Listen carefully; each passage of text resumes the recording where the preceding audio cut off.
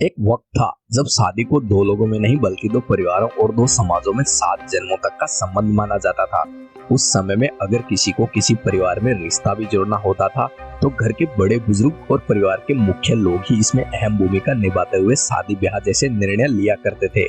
जैसे जैसे वक्त बदला, विश्व के सभी वर्गों में शादी समारोह और मुकलावा जैसी परंपराएं पीछे छूटती चली गई। धीरे धीरे जब लोगों का एक दूसरे के संपर्क में आना आसान हुआ, उसमें मुख्य भूमिका में नई पीढ़ी के युवक और युवतियां भी शामिल रहे।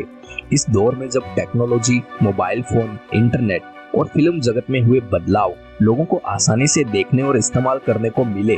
तब बहुत सारी चीजों में, परंपराओं में तेजी से बदलाव आना शुरू हो गया।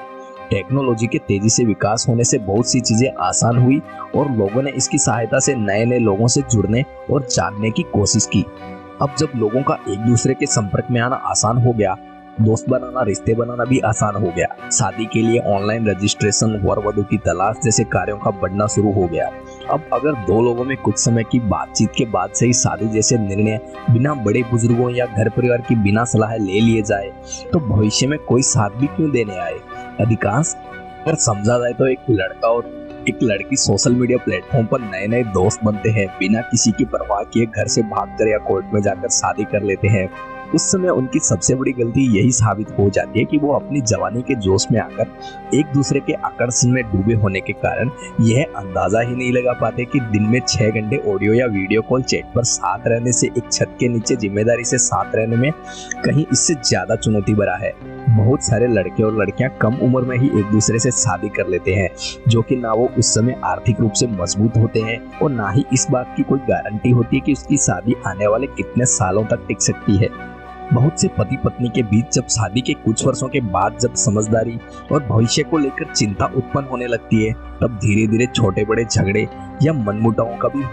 होना शुरू हो जाता है। अगर पति पत्नी दोनों ही शिक्षित है और उन दोनों का सिर्फ अपने अपने भविष्य को लेकर चिंता उत्पन्न हो रही है, तो यह जाहिर हो जाता है कि वो एक दूसरे के भविष्य के बारे में सोचने की बजाय अपने आप में ही व्यस्त रहने लग जाते हैं और दूरियां बढ़ने भी लग जाती है। कई बार तो शादी के 2-3 साल के बाद से ही सास ससुर की ओर से और खास प्रकार का दबाव आना, पति पत्नी के निर्णयों में पत्नी के मायके की तरफ से किसी और का इंटरफेयर करना, यह चीजें पति पत्नी दोनों ही परिवारों के बीच में बड़ी दरार पैदा करती है।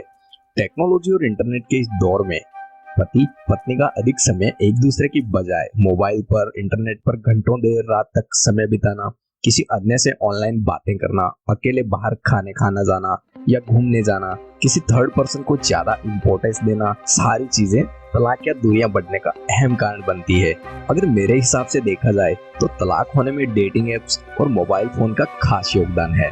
शादी के समय अगर जिन शर्तों पर एक दूसरे से शादी की गई हो, अगर वक्त के साथ वह शर्तें भुला दी जाए और एक दूसरे को किसी छोटी बड़ी बात का जिम्मेदार ठहराकर नीचा दिखाने की कोशिश होने लगे, वहाँ रिश्तों के लंबे समय तक टिकने होने की संभावनाएं कम हो जाती है। झूठ, छल कपट, धोखाधड़ी और वास्तविक तथ्यों को छुपाते हुए अगर षड्यंत्र पूर्वक शादी कराई जाए, तो समय के साथ धीरे धीरे सच्चाई सामने आने लग जाती है और शादी टूटने की कगार पर बात आ जाती है। कभी कभी पति पत्नी अगर अलग अलग जगहों पर काम कर रहे हैं, धीरे धीरे किसी नए पुरुष या नई महिला से नजदीकियां बढ़ जाती है, तब भी धीरे धीरे व्यवहार में एक दूसरे के प्रति बदलाव आने लग जाता है। अविश्वास, भ्रम पैदा होने लग जाता है और खास तौर पर एक पति पत्नी के बीच में यह तभी होता है जब किसी अन्य से अवैध संबंध हो जाते हैं। और रोजमर्रा के जीवन में तो पति पत्नी के बीच में मतभेद होना सामान्य है, लेकिन उस वक्त में अगर पति या पत्नी कोई एक साथ ना रहकर लगातार झगड़े को जारी रखते हैं,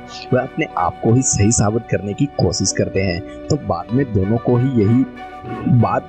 को मजबूरन एक साथ मिलकर यही निर्णय लेना पड़ता है कि अब उनके विचार मिल नहीं रहे हैं। इसलिए बच्चों के भविष्य की बिना परवाह किए एक दूसरे से अलग रहना ही दोनों के भविष्य के लिए बेहतर होगा। लेकिन पत्नी और पति की इस मूर्खता और जिंदगी की सबसे बड़ी गलती के चलते बच्चों का भविष्य पूरी तरह से अंधकार में चला जाता है।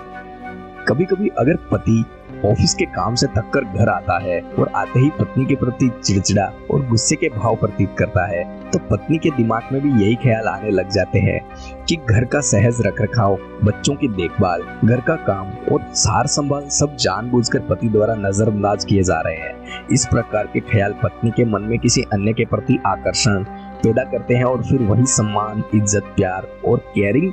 वह किसी और से पाने की इच्छा रखने लग जाती है, जो बाद में जाकर अवैध संबंध या एक्स्ट्रा मैरिटल अफेयर का रूप ले लेता है। अगर पति या पत्नी में लगातार क्लेश, झगड़े, कलह चलती रहती है तो यह सिर्फ दोनों की समझ और बेवकूफी के चलते ही होता है। अगर दोनों में से कोई एक दूसरे को शांत कराने की कोशिश करे, व्यवहार में कोमलता दिखाए, प्यार से बात करने की कोशिश करे तो धीरे धीरे रिश्तों में मजबूती भी आना शुरू हो जाती है।